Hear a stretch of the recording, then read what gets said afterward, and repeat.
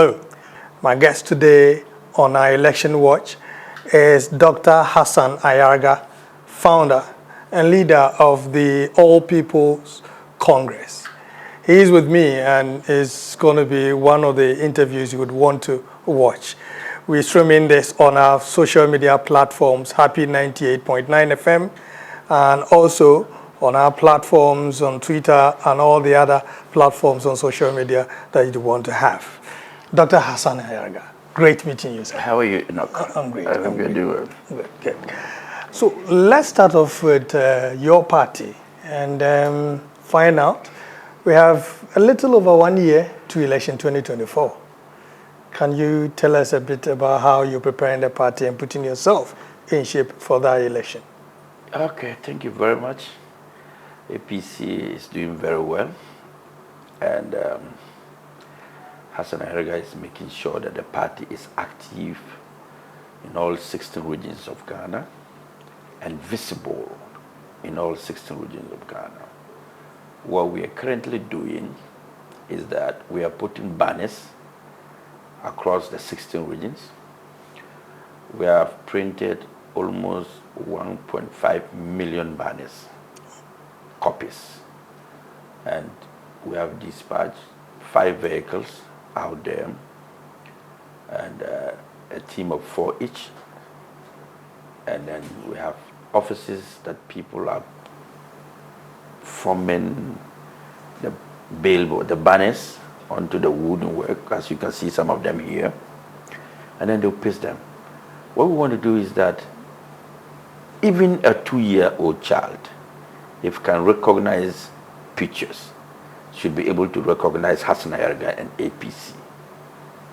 That when you come out of your school, the first banner you will see will be the image of APC and Hassan Ayariga. When you are from the hospital, the next thing you will see is an image of Hassan Ayariga and the APC. If you come from your work site, same. If you are a student, you come out of school, you will see same. When the visibility is done, what it means is that I don't need the TV or the radio to show my face anymore. Because many Ghanaians do not have televisions at home, and some of those who do have televisions do not have time to watch. So at a point in time, you need to do something to increase the visibility of your party and your image.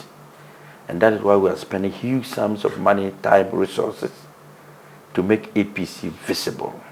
I'm sure you are in Accra here, you've probably seen a lot of the billboards in Ghana, in the Accra District Center. So this is one step ahead of what we are doing. The second thing we're doing is getting young people, the very group of Ghanaian people who are unemployed in the system, to engage them in the APC platforms, to hold the party in various platforms they find themselves and create their own leaderships, polling station leadership at their polling station level, constituency leadership, regional, national, that will come out ending of December. So by December, the APC will have been done with all kind of internal elections and then have at least 5% of the national vote through membership. Okay. So if you multiply 20 people at the polling station level by the 39,000 polling stations, it already gives us 5% of the national vote. So 2024 is going to be a huge surprise. The 2024 election is not about NDC, non-MPP. They're not going to be the front runners. We'll come there. But why not the other way around? Get these youth, as you mentioned, already on the ground, get the structures of the party in place properly before tasking them to go ahead and make the party and yourself much visible. They are the people that we are taxing. They are the owners of the parties at the various polling stations. They are the structures themselves. We want to give everybody the opportunity to own the party, to be member of the party, to manage the party at its level. I don't know your constituency. I don't know who is good at your police station. But you, as a police station chairman, you are able to tell, oh, this guy is good for us. Let's pick this guy for chairman. Let's look for this guy. So if they are going to go in a contest, then they will select. They know themselves better than I know them. I cannot know all the people in all the 39,000 police stations. So mine is to be able to delegate them the powers, to use those powers to educate themselves and elect among themselves their leaders. You emphasized on unemployed youth. Does it mean when they come to the party to join, the party will have something for them at the end of the month since they are unemployed? It's not about employing them. It's about taxing them to become productive for our country, taxing them to see the hope in themselves. When you want to change people, the first thing you do is to involve them in the process of change. When you involve the youth of Ghana in the process of change, change will be effected. But all the time, the political parties do not engage the youth. They only take advantage of them to vote for them. But we are making them the leaders of the next generation. I am making them the leaders of the future leaders through my policy. So they are going to be the men to work for Ghana after 2024 election.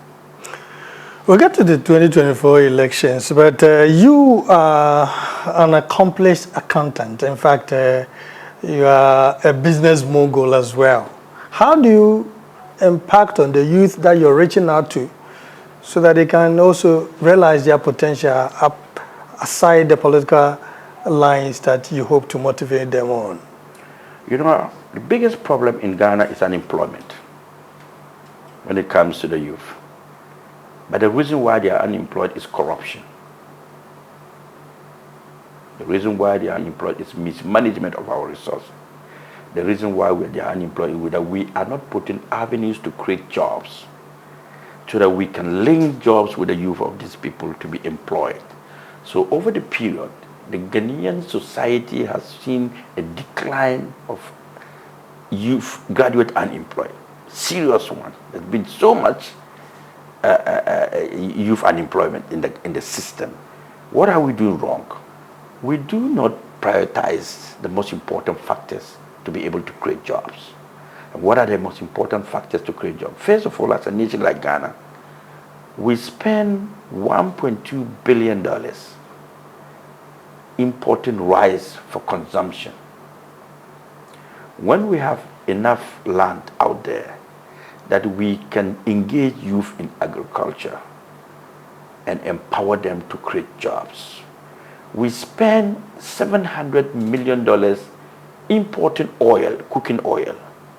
When we have soya bean that can be produced, can be used to produce oil, granite that we can use to produce oil, coconut that we can use to produce oil, shea butter that we can use to produce oil.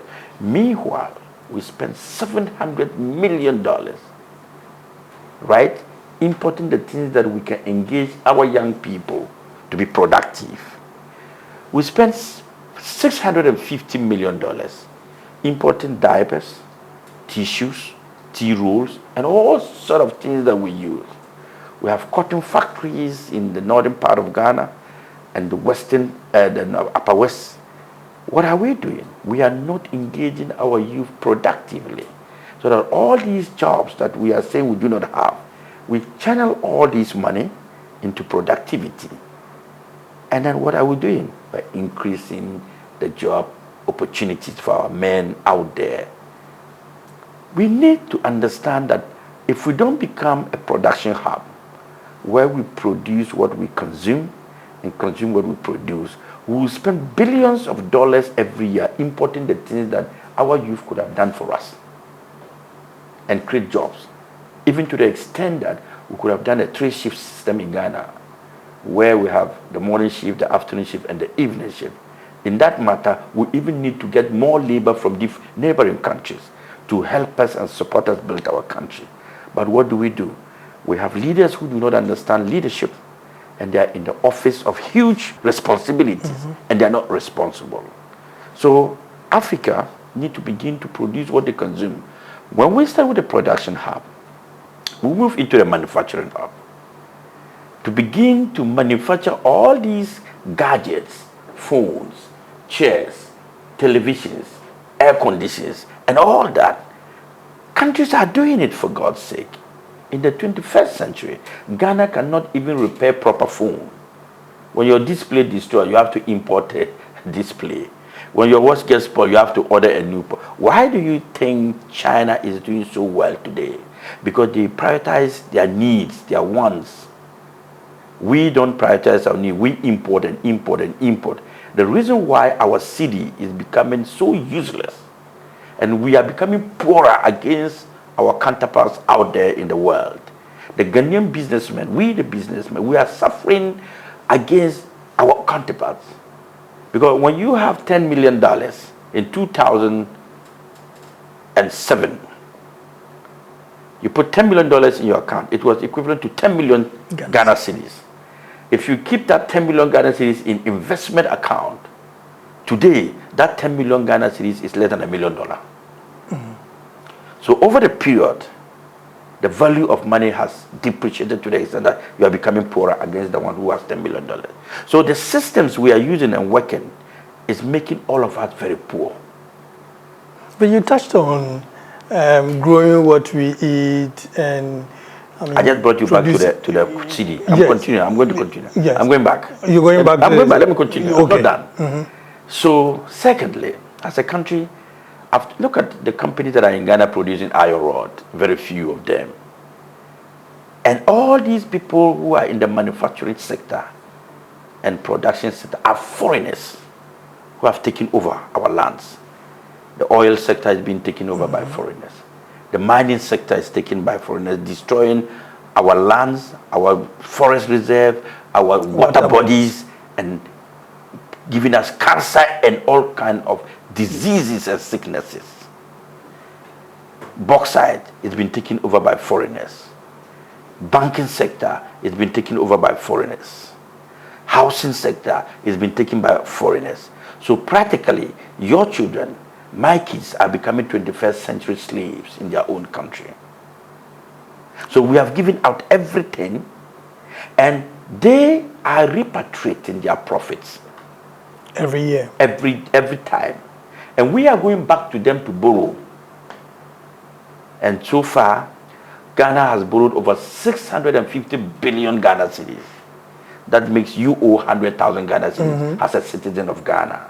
So every citizen of Ghana is owing over 100,000 Ghana cedis because of mismanagement of our leaders and corruption.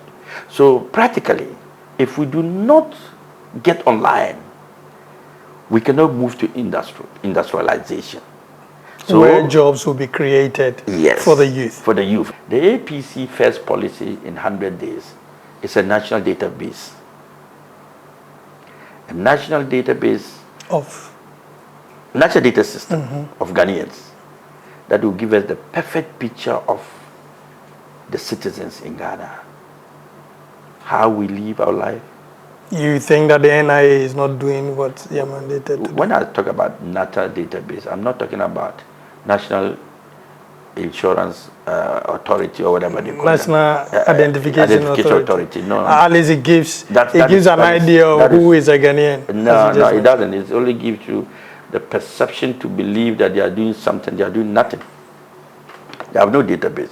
When I'm talking about database, I'm talking about serious database, not what they are doing there, playing with our money and wasting it. A national data system means that you, as a citizen of Ghana, in the database, will have your fingerprint, will have your blood sample, we know your blood group, have your facial recognition, where you work, your salary you earn, your telephone number, your cars, the number of cars you have, your car number plate, the number of wives you have, their names, the number of children you have, their names, how much you earn as salary. All this information is captured in the national data. Your account number is captured. So anything about you, we have it. It is called the policing system. We have it right in our fingertips. So if you take your car and you hit someone and you run, the cameras all over will show just your number plate. We don't need you. You run. You can go. Keep running. You can keep running. All we need is just to key the number plate into the system. And know who you are. And then it will show you who you are, and we'll know where to find you. Your address is there. Everything about you is there. Until you have this, you are unable to tell how you are going to manage your country. Because you don't know the number of people who are working. You don't know those who are not working. You don't know who are sick, who are hospital, national health insurance, you don't know. So this system is now going to link up with all other institutions. Police, national security, fire service, immigration. Everybody will have an extract of that information. So the moment you move, you go to the airport and you put in your passport and the immigration key in your name. When you leave Ghana, it subtracts. Oh, this gentleman left Ghana on this day. So we know the number of Ghanaians still in Ghana and those who are out. Wherever you go, if for instance you go and commit a crime somewhere, all we need to do is to come there and do fingerprint. And this is say your party will do in how many days? In 100 days. It is doable. 3 months. 3 months is doable. In 100 days. Well, how are we going to do it? Every Ghanaian will go back and register. The system will permit everybody. We are going to open the system sentence in every community, like a police station. And I think you will need another legislation to go about that. Looking at the number. I don't need a legislation to know my people. I am the President of the Republic of Ghana. I don't need a legislation to have a data of everybody. I already have the power. But whichever body that you are assigned to do that, I have youth who have no jobs. I have graduates who have no jobs. That is the first job they get, to do that. I have intelligent young big men out there who are properly IT trained and don't know what to do with their brains. We first must start with that. When we can find that, now we have a perfect picture of the country and its citizens. Then we now come with a national development plan. With that data, that data is able to give me information that, look, 50 Ghanaian students will complete university in the next 6 months. 30 of them are going to be science students, 20 of them are going to be this, 30. You will get all the information you need. What do we do? How do we prioritize our educational system? What kind of educational system do we have from the national database? Then we plan. What do we intend to do in the next 5 years? What are the things we need? It will also help us to change the curriculum of education, to train the people prior to our national development plan. To know that if we are planning to build railway system from Accra to the north, what it means is that we'll begin to train people in the field of engineering, of how to manufacture train, rails, and all that. Because right now, the kind of education that we do have in this country is an educational system that produces students who are read, write exams, and pass exam kind of students. They have no creative, they are not creative, they are not innovative. They come out and they become a burden to the society when they are supposed to come out and they become employers and employing people. Now they come out and they have no future. You are training somebody to come and do something, and he comes out and he becomes a burden to you. The informal sector is doing much better to us as a country than the formal sector. And I'll give you a reason why. Take mechanics, take tailors, seamstress, take hairdressers. When a mechanic goes for practicum, apprentice, after 3 years he's passed out. You know what happened? He goes, the day he's been passed out, he's given a toolbox. And then the next day, a set of and his accessories. And the next day, you will see him clearing a land somewhere and putting a canopy, and he starts working as a mechanic and servicing your cars. That's right. And even employ a new apprentice to help him in the work. Some who don't even quit their master's shop but still continue to. Very well. So they are moving faster and being productive than our student. But our student comes out of school, after university, they do 1, 2, 3 party for themselves, enjoy themselves like they are going to heaven. And then after the next 1 week, they become troubled. Next 2 months, they become very troubled. Next 1 year, they become frustrated. A year plus, they become extremely frustrated. Because the system, they were not taught to become creative and innovative. That sums up your fair understanding of the problems we have in this country and the leadership that is needed to solve these problems. You've talked much about these problems and how you intend to. But tell us, what sort of leadership will be able to find its way in providing this kind of solution? Because most of the things you're talking about, other politicians who've had the opportunity to lead this country have said that. No. And let me put it this way. We've had similar, words from politicians who've had the opportunity to lead this country. What sort of leadership style, what kind of leadership is the APC going to provide? Incorruptible leadership. Comprehensive leadership. A leadership that builds a country based on its resources. A leader that is candid to leadership styles and building a society of devoid of wastage, corruption, and mismanagement. Do you understand? That is the kind of leadership we are looking for. You've said it here, that many have said it. And if they have failed, what is the punishment given to somebody who has failed in class? 3 punishment. You repeat, you are sacked out of the class, or you are dismissed. We have repeated them severally, and they say failed. What do we do next? Exactly. But we don't do that. We keep recycling them. And how long can we keep recycling these kind of leaders?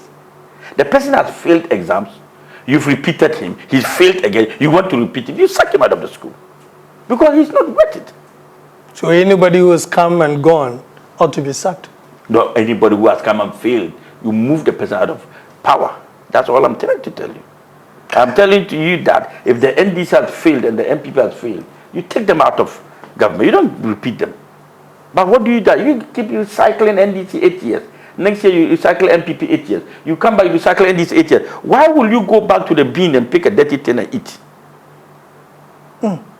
Why will you do that? For instance, President Mahama wants to come back. John, what do you call them? MPP want to come back. You threw President Mahama 8 years away into the bin, and you said he was not good. Now you are going back to the bin to bring out President Mahama and eat. Are you serious? Voting Mahama is amounting to you going back to the bin and bringing him back. That's what it means. Of course, that's what you've done. I'm not the one saying that's what you've done as citizens of this country. You say Nanado and Baumia is not good. You want them out. Now you say, oh, okay, the father was not good. Let me bring the son. Hey, you people are not serious. I'll take a break from here. Happy 98.9, and we're having a chit chat with the founder and leader of the APC, All People's Congress. Such an interesting conversation. We'll be back.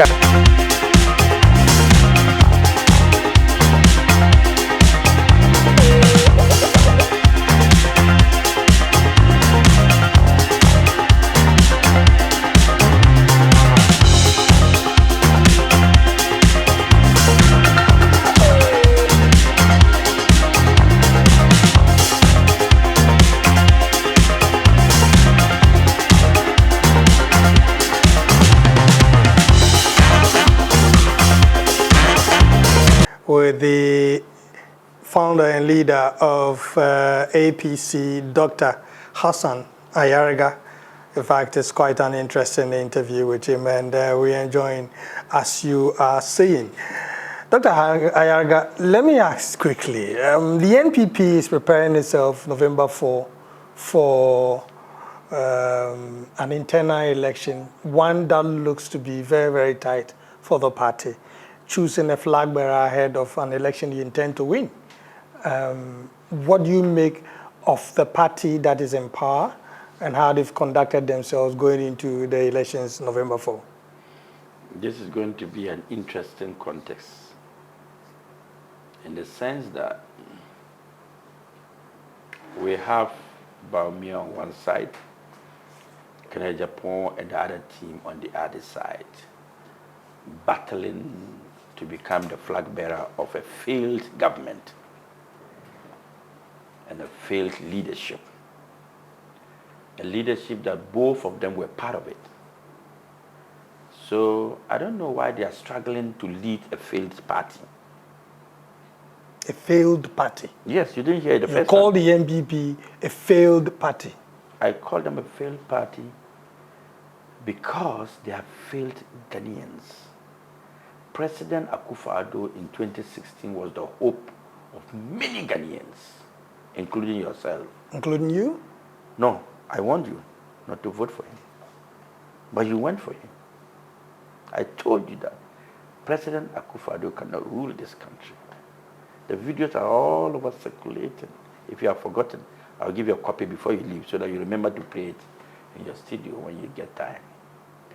You see, Ghanaians have high hope in the MPP government in 2016, led by Akufo-Addo.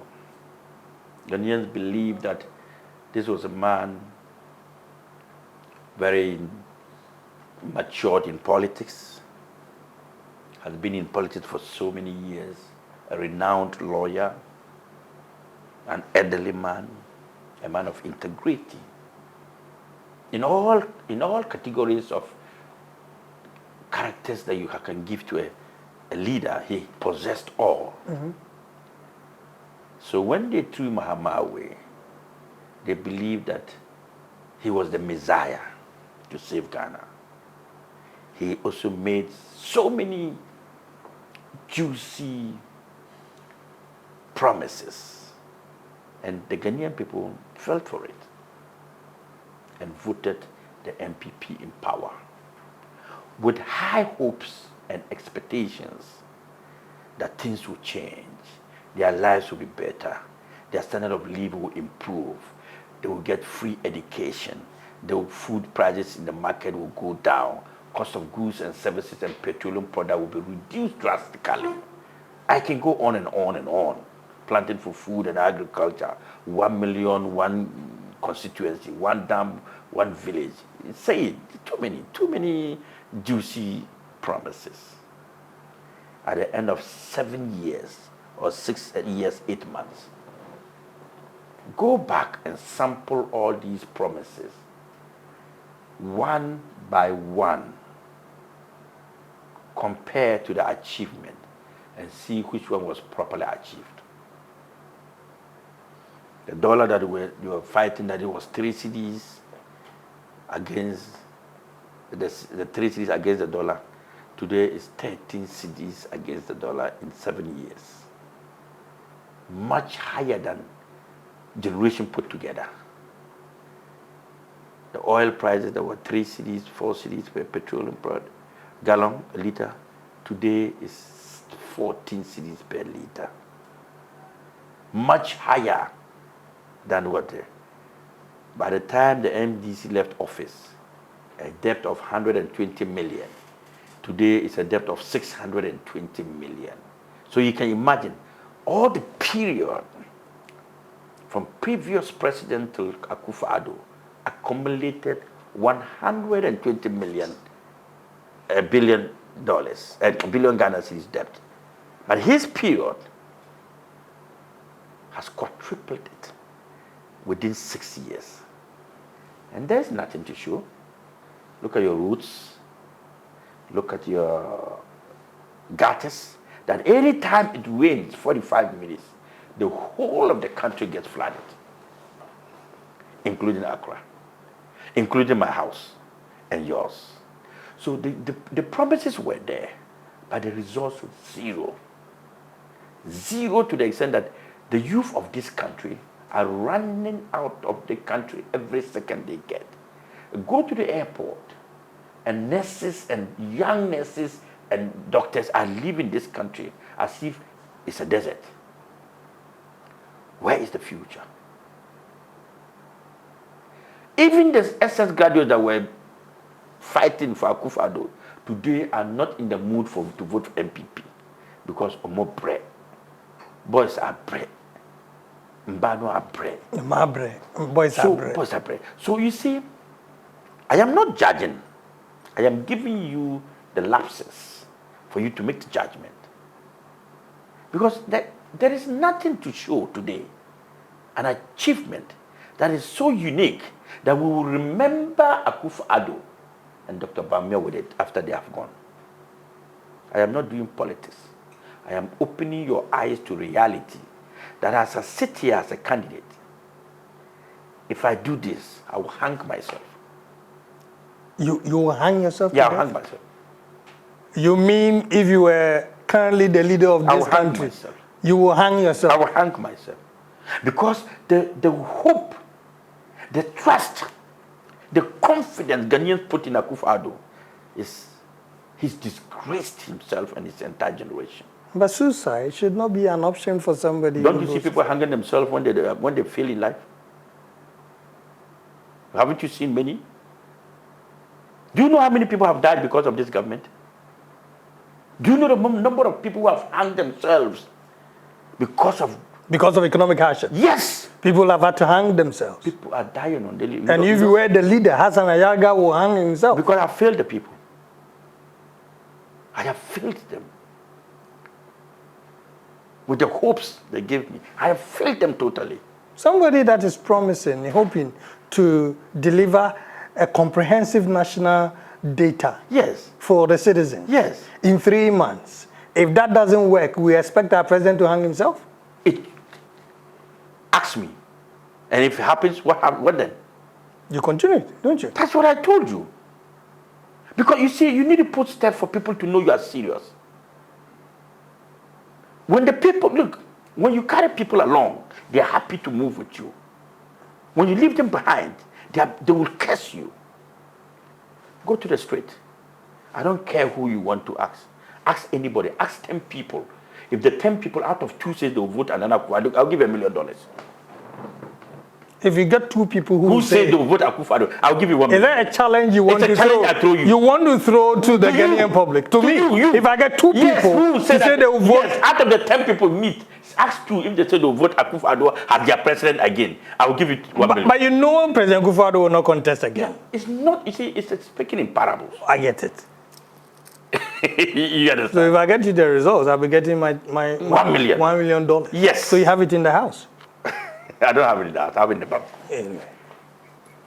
So you see, the reality of the matter is that society are disappointed in Akufo-Addo and his government. So Bawumia and Alan fighting. You see the kind of money they are wasting. If they had channeled those monies into productive ventures, constructing roads, hospitals, clinics, look, do you have a wife? Yes, I did. How many children? 3. Good. Your child going to school today, you will need a minimum of 15 cedis to give him for food in and out, for lunch, snacks, breakfast. In some places more than that. Thank you. You have 3 kids, so we're talking about 45 Ghana cedis. If they are using your car or public transport, you will spend a minimum of 100 cedis fuel to take them to school and bring them back every day. If they are using public transport, another 30 cedis for them in and out, 60. 60 plus 60, that's 120 Ghana cedis. That is just their school and feeding every day. 60 Ghana cedis by 10 days is 600. By 20 days is 1,002. By another 2 days, because there are 24 days in a week for schooling. So you are spending 1,200 Ghana cedis to 1,400 Ghana on just your kids to and fro. Not to talk of their food at home. Not to talk of you yourself how much you spend to go to work and come back.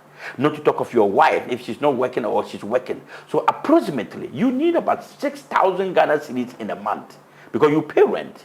You're not going to pay rent less than 1,500 Ghana cedis. You pay utilities. You pay utilities. You pay water bill, electricity bill, and all those bills that comes. So you alone, your expenditure in a month is almost 5,000 to 6,000. How much is your salary? So this is what I'm talking about. The hardship. Send your wife to the market, or send your sister, or send your house girl to the market. If you give her 200 cedis, she will come home with nothing. But you've heard others who are contesting the primaries. I'm coming. We're not talking about them. I'm talking about economic situation. I get it. They are saying that they will do better, much better. Some of the But they are part of the game. They were cooking in the kitchen with them. When they put too much salt, didn't they see it? When there was too much pepper in the food, didn't they see it? Yes, when the rice was not properly cooked. Some say they are not in the driving seat. Driving, you put the competent people to help drive. And that's why I say, when you don't do something, you are fired. There are many people looking for job outside. They're part of it. Who is not part of it?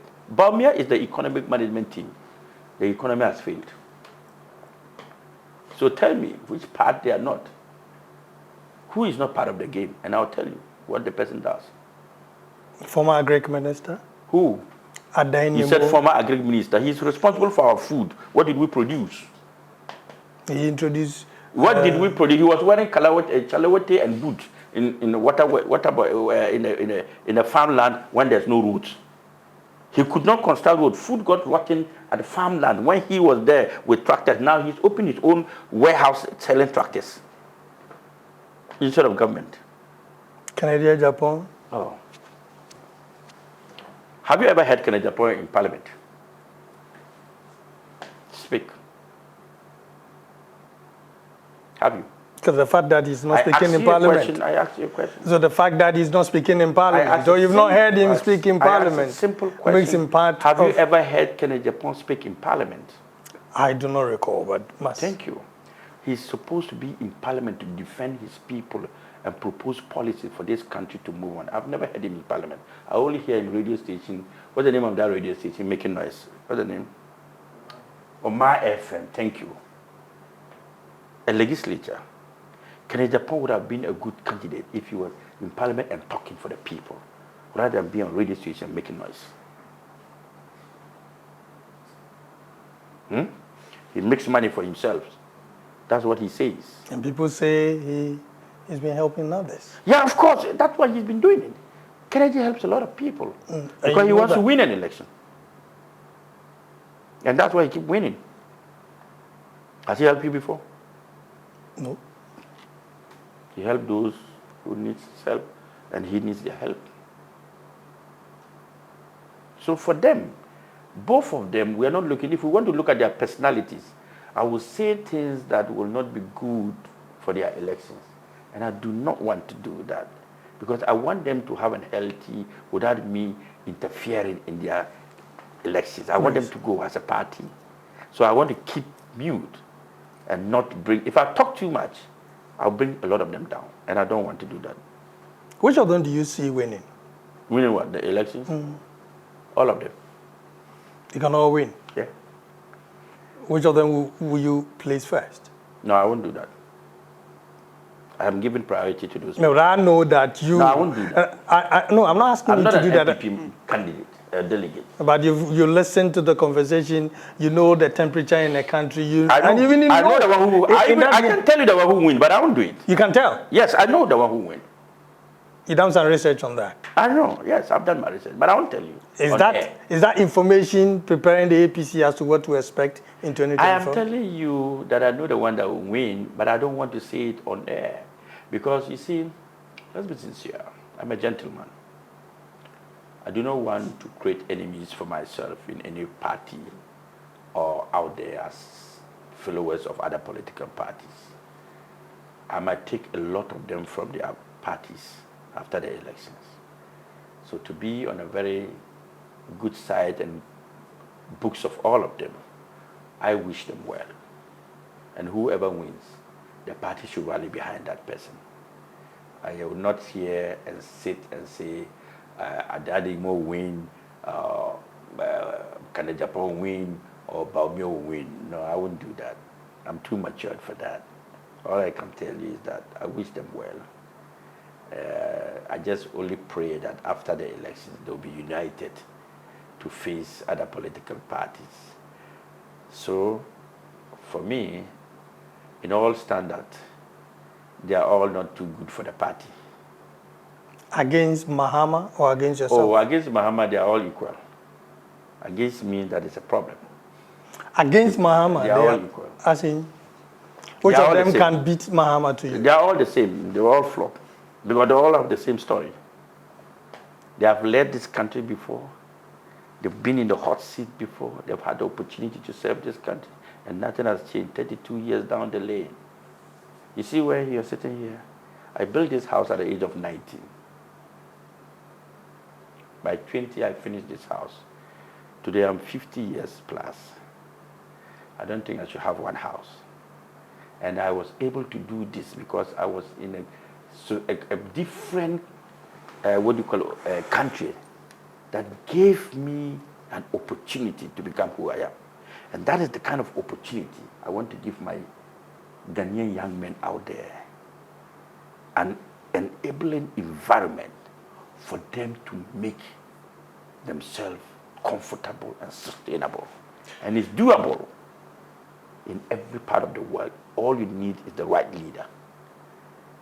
If you're rich and you're a stubborn rich man, you become poor. If you're poor and you're an active poor man, very dedicated, you become rich.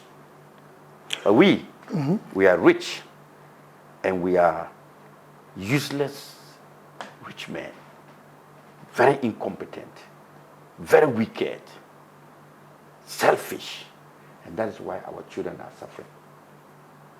Let me allow you to do something for me, into the camera and to the people of the Volta region and some parts of the country who have been affected by the spillage of the dams. Say something to them.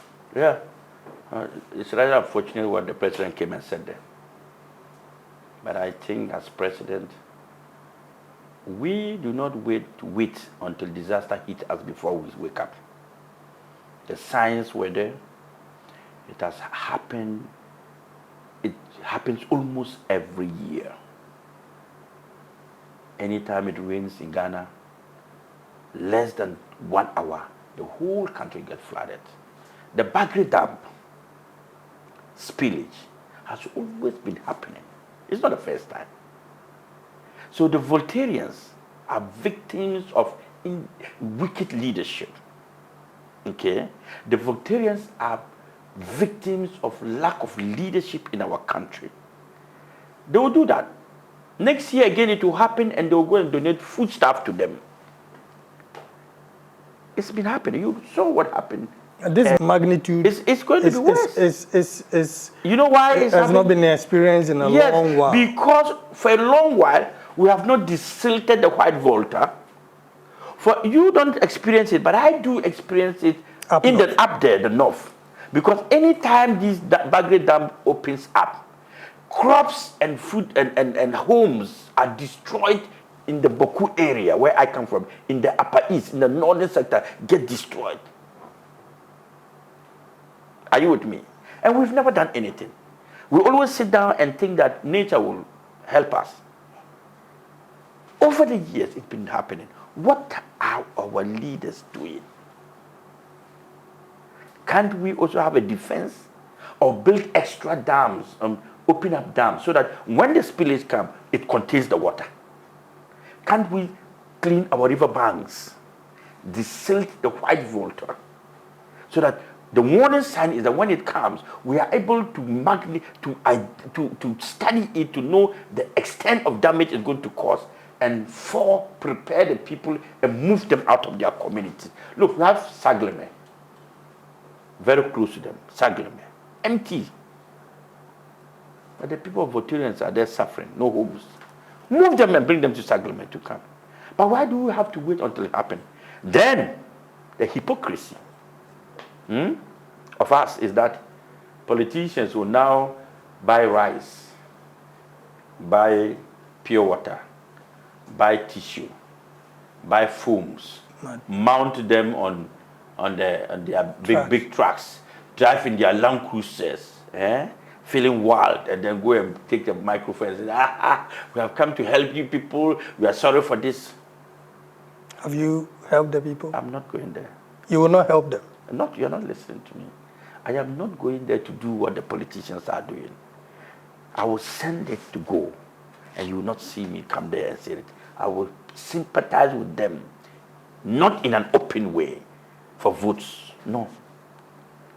So you mean all those leading politicians who've been there with items donated to the people are only doing to solicit for votes? Yes, for votes. And they cost it. They should sack them. If the politicians come there, they should sack all of them.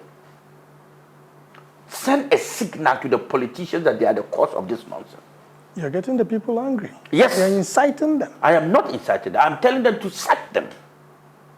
Because when you are a right leader, you do the right thing. Things like this will never happen. You don't need to come to me after you have removed my cloth out in the market and you go home and you give me a cloth to wear. You have naked them. Look at their homes. Why can't we find solutions? You see, we are so... let me keep my words because I'm a gentleman. But I tell you something. Anytime something happens in this country, it will be on air at worst 1 week. And after 1 week, we sweep it under the carpet. We will not solve the problem, and it will repeat itself again. Mm-hmm. We don't solve our problems. We shift them to the next line. We don't solve them. If not, we should have learned a lot of lessons from June 3rd disaster, so many flooding in this country, even in Accra, in Kumasi, every part of this country gets flooded anytime it rains. Go out there and look at the gutters. They are choked. Go to the Flagstaff and look at the gutters in front of the Flagstaff. They are choked. Go to Circle and look at the gutter. It's choked.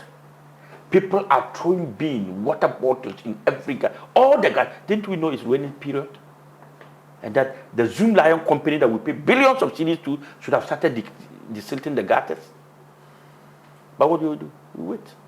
Go out and look at the banks. We construct roads and we cannot maintain. We construct new roads just to get the corrupt money from it, and we cannot clean the roads. Look, when you are driving, look at all the roads in Accra, the middle, and see whether we are living in the desert or we are living in a city. Grass are growing anyhow. That ends it for me, though. But I want to know: do you intend to block betting in this country, as the youth described to us as the only source of some coins to their pockets? Do you really intend to, if you become president? My brother, what is the future of Ghana like when we turn our kids to lotto stickers? Betting, I mean. No, it's not betting. It's called lotto. What? It's called lotto. Yeah, because we have a national lottery authority. No, it's lotto. Don't give it a good name. 15 years ago, Vet Bureau in Germany wanted me to bring it to Ghana to come and start betting. So you had the opportunity? And I declined. I told them I was not going to make my family or my children lotto stickers. And I'm not going to introduce, because first of all, my religion does not permit me to go and do that kind. Ghana is a Christian nation and a Muslim nation. Secondly, it does not permit us to do the kind of thing. Now, bringing lotto into our system. Betting? Don't say betting. You give it betting. It's like telling somebody who is a watchman, calling him a security officer. It's the same thing. Watchman, security officer, they are all one. There's no difference. It is the words you use that will differentiate them, but they are all the same thing. Whether you call him watchman or you call him security officer, it's the same. They are doing the same work. Now, my fear, my problem as a president, is because this government has failed, our kids have become lotto stickers. I'm coming. Oh, you take your time and listen to wisdom. It's because they have failed in creating jobs. Our youth and students and future kids have become disaster. And they have now gone into betting. If you want me to use it, let me use it that way so that you'll be happy. They are now doing betting. What is the future of your children in the next 10 years? Today, they see it as an avenue in making money, a lazy way in making money. So they sit in their homes, their rooms, their this thing, and what do you call it, bed bureaus are now full of young people leaving any other job and going there to get quick money. What it means is that the future generation, the future youth are now becoming lotus stickers, and we will not have doctors anymore, engineers anymore, professors anymore, scientists anymore, because now what are they looking for? A new lifestyle that is very easy to access by doing betting. And your sons get up in a day, instead of going to school now, he goes to the school and then he runs to a betting office and sits there. Lectures are ongoing, he won't go. So we having him as a doctor, we are going to lose that doctor. We are going to lose that engineer. We are going to lose that professor. We are going to lose that scientist. We are going to lose that lawyer. We are going to lose that accountant. We are going to lose all these people because betting has taken over their mindset and their lifestyle. So people will not work anymore. The working class is going to decline drastically because it's easy for her to go and sit in betting. So now, what is going to happen, we're going to see a lot of betting offices opening up. And the youth will now engage, convey themselves into those places, betting offices, and now sticking and betting. So the future of our kids is gone. But you first placed the first bet in this interview. I'll place the second. I'll tell you, I'll bet you that if you call 10 youth to be here, you'll not get 2 of them who will support this, your comment. That's very true. Because it's not every time the things you change that people will want. When you tell them the truth, when somebody is eating food, and you say, look, put this food away. There's a job out there. Let's go right now, we'll make 1,000. The person would like to finish the food first before he runs to go in there. So they are eating the proceeds from betting now. They don't know that the future betting companies will collapse. They have nothing to do. And they will by then, there will be nobody. Because at that time, they have destroyed their future. They did not get any skill training. They did not get any knowledge. They did not get anything. Now they become useless. So what are we producing?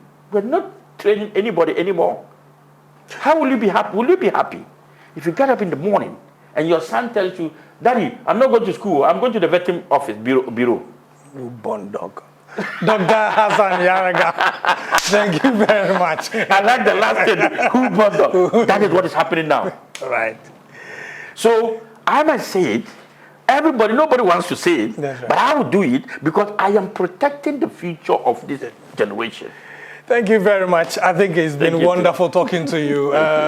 We'll be knocking at your doors as and when. You heard us speak to Dr. Hassan Ayariga, founder and leader of the APC. In fact, he shared a lot.